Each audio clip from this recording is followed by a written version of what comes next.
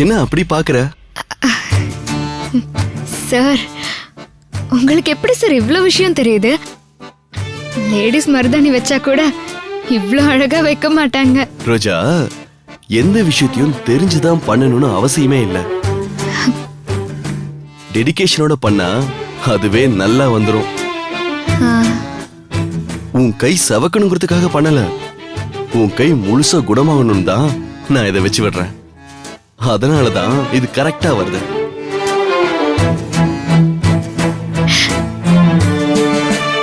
எங்க அம்மா மருதாணி வச்சாங்கன்னா அவங்களுக்கு பயங்கரமா சவக்கும்.